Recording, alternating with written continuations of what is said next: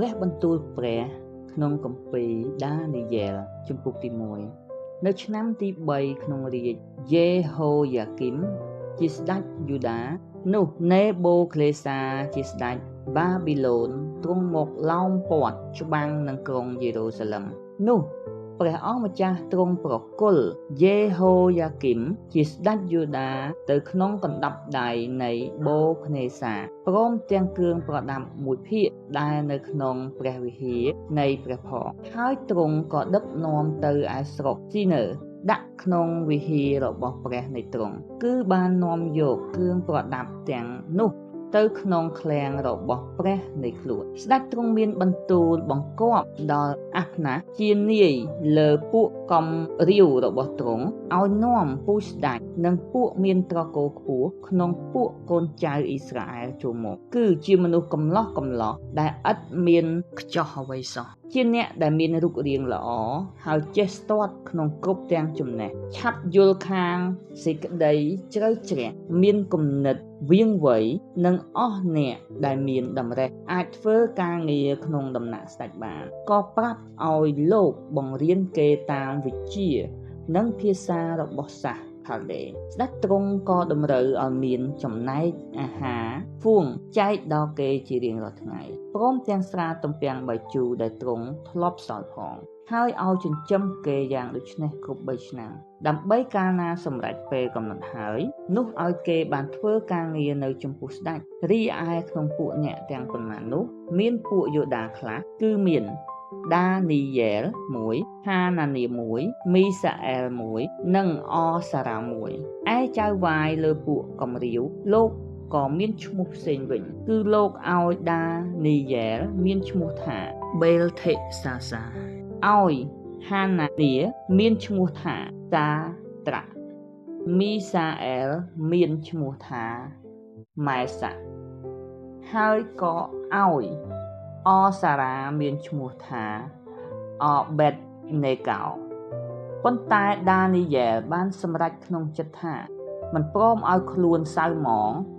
ដោយអាហាររបស់ស្ដេចឬដោយស្រាទំពាំងបាយជូរដែលទ្រង់ធ្លាប់សោយឡើយបានជាលោកសូមដល់ចៅវាយលើពួកកំរាវដើម្បីមិនឲ្យខ្លួនត្រូវសៅហ្មងទៅព្រះទ្រង់ក៏ធ្វើឲ្យដានីយ៉ែលបានប្រកបដោយសេចក្តីសប្បុរសនិងសេចក្តីស្រឡាញ់របស់ចៅវាយនោះ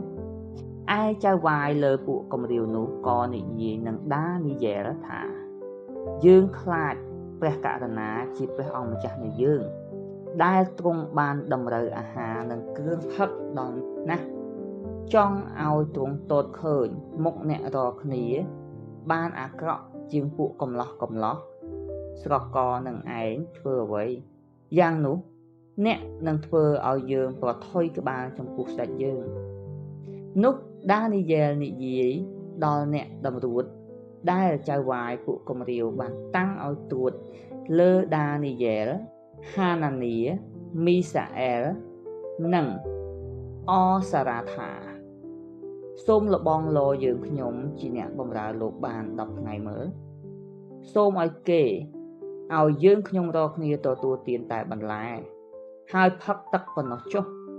រួចសូមលោកមើលមុខយើងខ្ញុំទឹមនឹងមុខពួកកំឡោះដែលបរិភោគអាហាររបស់ស្ដេចក៏សូមលោកប្រព្រឹត្តនឹងយើងខ្ញុំតាមដែលលោកឃើញចុះដូច្នេះលោកក៏ស្ដាប់តាមគេក្នុងដំណើរនោះក៏លបងលគេមើលអស់10ថ្ងៃលុះដល់ផុត10ថ្ងៃទៅនោះមុខគេបានស្រស់ជាងហើយគេមានសាច់ល្អជាងពួកកំឡោះដែលបរិភោគអាហាររបស់ស្ដេចទៅទៀតដូច្នេះអ្នកតម្រួតក៏ដកយកអាហារនិងស្រាទំពាំងបាយជូរដែលសម្រាប់ឲ្យគេផឹកចេញទៅហើយបានឲ្យតែបន្លែដល់គេវិញរីឯមនុស្សកំឡោះទាំង4នាក់នេះព្រះទ្រង់ប្រទានឲ្យគេមានតម្រេះហើយឲ្យបានឆ្លៀវឆ្លាតក្នុងគ្រប់ទាំងចំណេះនិងប្រាជ្ញាឯដានីយ៉ែលលោកក៏មានយោបល់ក្នុងអស់ទាំងការជាក់ស្ដែងនិងការយល់សុបិនផងលុះដល់កំណត់ពេលដែលស្ដេចបានបង្គាប់ឲ្យនាំគេចូលមកនោះចៅវាយលើពួកកំរាវក៏នាំគេចូលទៅគាល់ Nebuchadnezzar ស្ដេចទ្រង់ក៏មានបន្ទូលសន្ទនានឹងគេហើយក្នុងពួកអ្នកទាំងនោះឥតឃើញមានអ្នកណាដូចជាដានីយ៉ែល ហាណានី មីសាអែល និងអសារ៉ាឡើយដូច្នេះអ្នកទាំងនោះបានធ្វើការងារនៅចំពោះស្ដេចទៅហើយក្នុងគ្រប់ទាំងរឿងខាងឯប្រាជ្ញានិងយោបល់ដែលស្ដេចទ្រង់សួរដល់គេនោះក៏ឃើញថាគេវិសេសជាងអស់ទាំងពួកគ្រូមន្តអាគម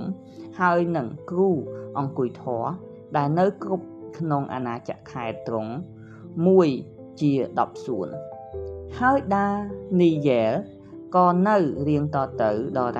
ល់ឆ្នាំទី1ក្នុងរាជស្ដេចស៊ីរ៉ូស